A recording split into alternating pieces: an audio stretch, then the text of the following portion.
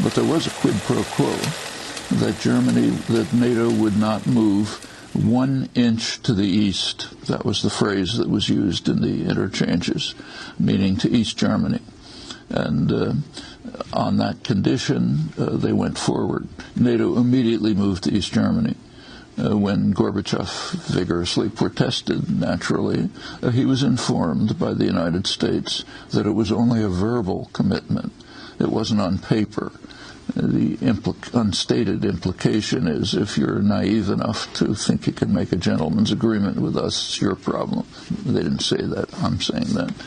But the NATO moved to East Germany.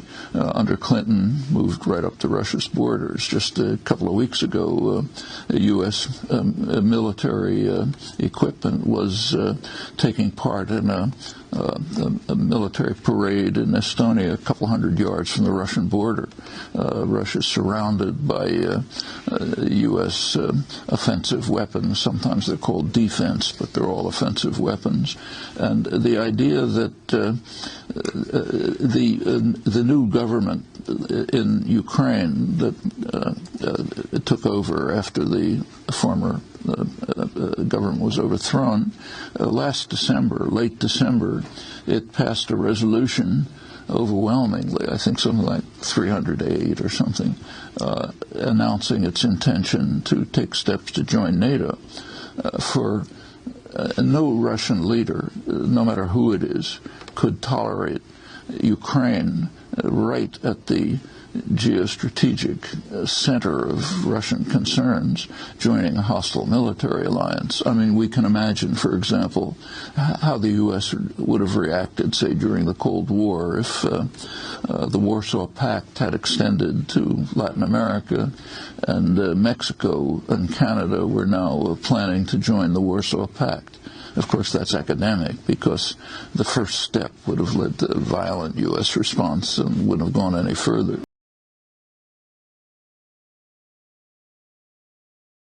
Pues en esa Crimea, que ha votado abrumadoramente sí a la secesión de Ucrania y a su unión con Rusia, está Óscar Mijallo, enviado especial de Televisión Española. Óscar, buenos días. A partir de este momento, ¿cuáles son los plazos para hacer oficial la anexión a la Federación Rusa? Bueno, pues todo indica que podría ser muy breves porque las nuevas autoridades de Crimea han decidido acelerarlos lo más posible. De hecho, en unos minutos, a las 10 de la mañana hora local, las 11 hora española, podría comenzar, si no antes, una sesión extraordinaria del Parlamento en el que se van a ratificar los resultados de la consulta de ayer que las autoridades crimeas han calificado de victoria aplastante para los partidarios de unirse con Moscú.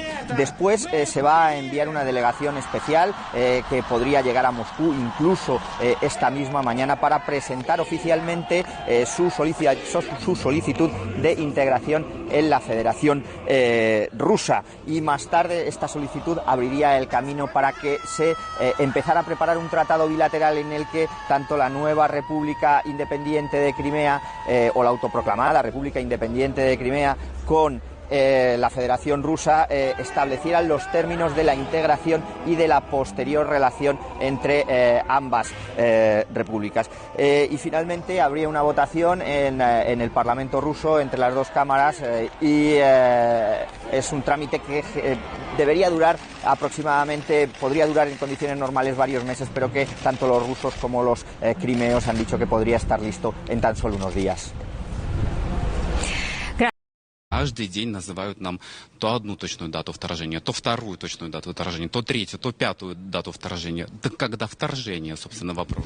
Ну, видите, президент сам на это не обращает внимания, но в целом подобное заявление, конечно, это такой элемент провокационного характера. Дело в том, что это непосредственно ведет к нагнетанию напряженности. А когда напряженность нагнетена до максимума, как сейчас, например, на линии соприкосновения, то любая искра, любое незапланированное происшествие или любая мелкая спланированная провокация может привести к непоправимым последствиям. Поэтому все это может иметь пагубные последствия. Ежедневное упражнение по объявлению даты вторжения России в Украину – это очень плохая практика. Призываем к разуму, призываем задать себе вопрос, какой смысл России на кого-то нападать. Призываем вспомнить историю, но, скажем так, с историей все-таки у них на Западе, как мы убедились недавно, не очень хорошо, но напоминаем, что Россия на протяжении всей своей истории никогда ни на кого не нападала. Россия, которая пережила столько войн, это последняя страна в Европе, которая вообще хочет говорить даже, произносить слово «война». Y hay que convencer